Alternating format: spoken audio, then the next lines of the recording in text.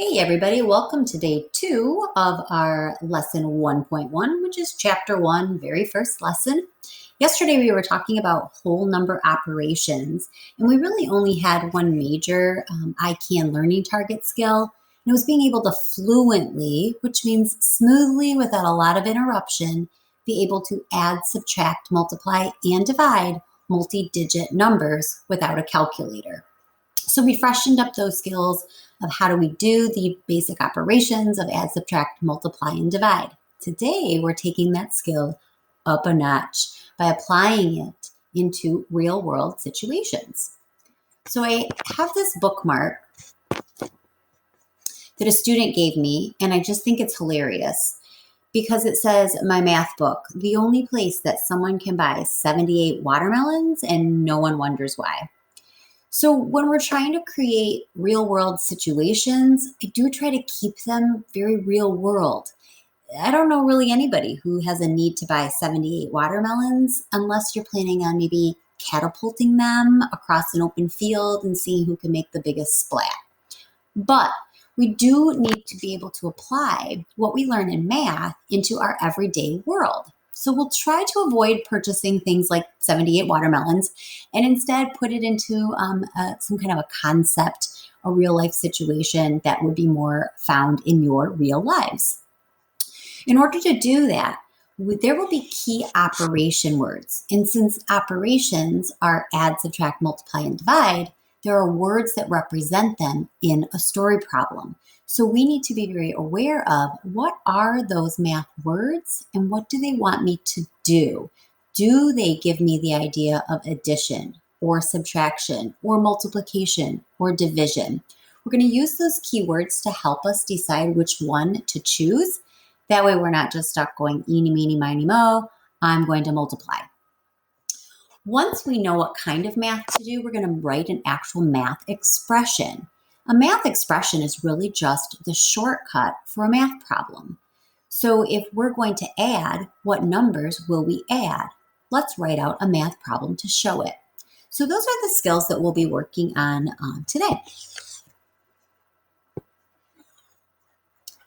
You have this handout. It is green, I believe. It should be in your green folder that I gave you, tucked in the front pocket. So this handout is a great place to go when you come across a math word that you're not quite sure what it means. Some math words are very easy. You're going to come across the word add, and you know that means the plus sign's coming. You might come across the words multiplied by, and you know that means I'm going to multiply. But what if you come across a word like decreased by, and you're not quite sure what decreased by means? You need to have a place that you can look. And so I see the word decreased by in the subtraction section, which means that vocabulary means to subtract. Or maybe you come across the word quotient. You're like, what in the world is that? That's actually a fancy word for divide and get an answer. Or product means multiply. So this is a great resource for you. Anytime we're working on math with words and you're unsure of add, subtract, multiply, or divide, it's also found in our textbook on page 10, but the handout's probably a little bit easier to just grab from your folder and use. We're going to do a little activity here where we're going to split the room into 4 corners. One corner is going to be addition, one corner is going to be subtraction, another corner is going to be multiplication, and the other corner will be division. And then I'm going to give you a word in the classroom, and I will let you know, like maybe I say product. The group that feels their word is product or multiplication is product, then that group or corner of the room would stand and everybody else would stay seated. So we're going to pause the video and have this little class activity.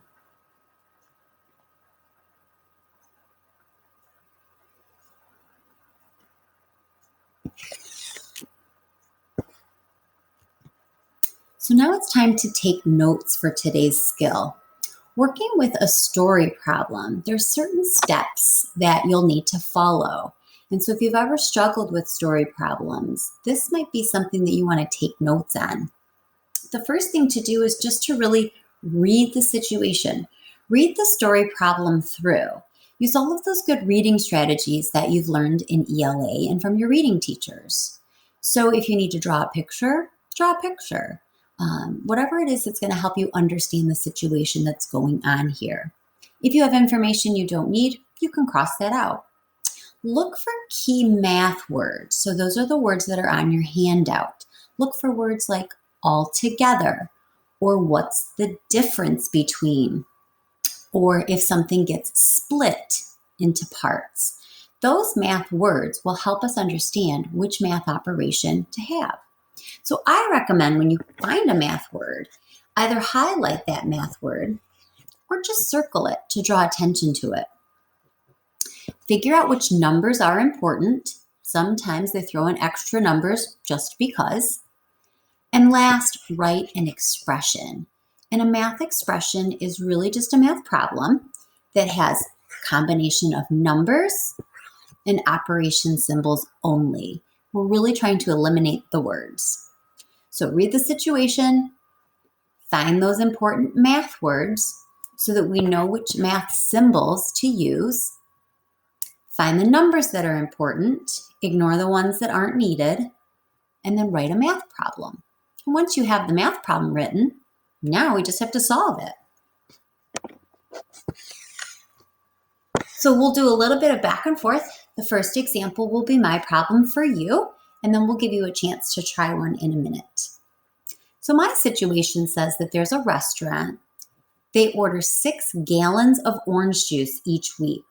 So in my brain, I'm using my reading strategies and I'm thinking about what a gallon of orange juice looks like. And I know what a gallon of milk looks like, so I can imagine what a gallon of orange juice would look like. They order 6 of them. When I see a math number spelled out with letters, I like to kind of trade it for the digit instead. Each gallon contains 4 quarts. So inside the gallon, it can be broken into 4 quarts. Find the total number of quarts of orange juice the restaurant orders each week. So I know that each week they get 6 gallons of OJ.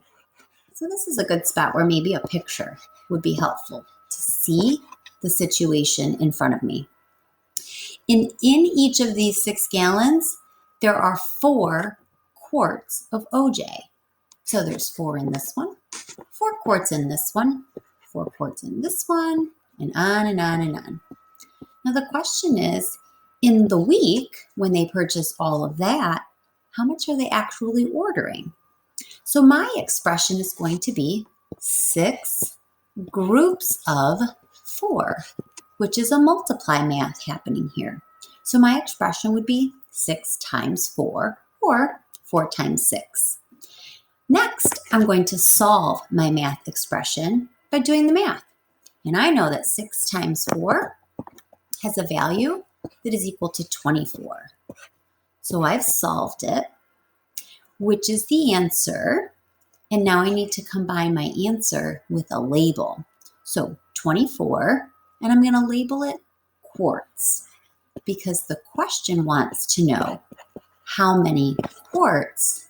So my label needs to be given in quarts. Now, if the question had said, how much do they order in 2 weeks? I would want to take this number that is 1 week and I would double it or do it again. But because it just says each week, 24 quarts each week is what the restaurant orders. Now it's time to give you one to try. If you're working at home, pause the video. For us working in the classroom, we as well will pause the video. The situation is that you earn $30 babysitting for a neighbor. Your babysitting rate is $10 per hour. That means every hour you charge $10. How many hours did you babysit? Pause the video, write an expression, solve to get an answer, and throw a label on the end.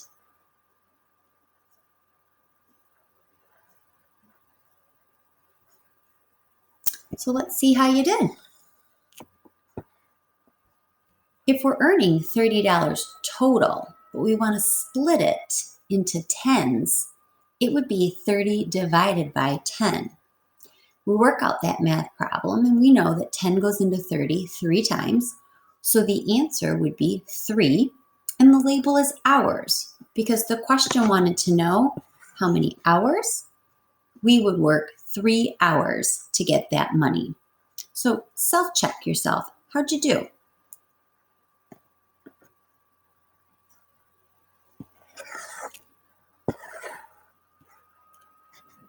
My next example involves some math test scores. The score from my first test was 82. The score from my second math test was 95. How much did your score increase from the first to the second test? So I see that my score went up, but we're trying to figure out by how much.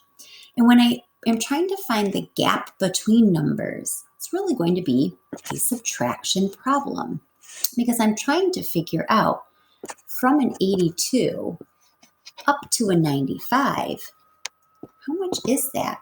So I need to do 95 take away 82, and that will tell me how much my score improved. If I do this subtraction problem here, I see that I get an answer that is 13, and I'm going to label it, how much did your score increase?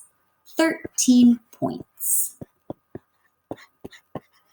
So I did 13 points better on my second test. Give you a chance to try another story problem.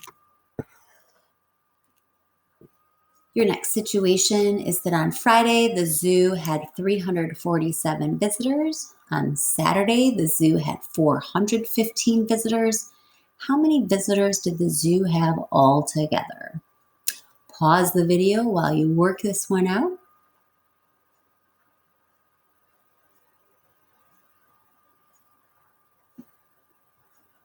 So now that you've had a chance to try it, let's see how you did.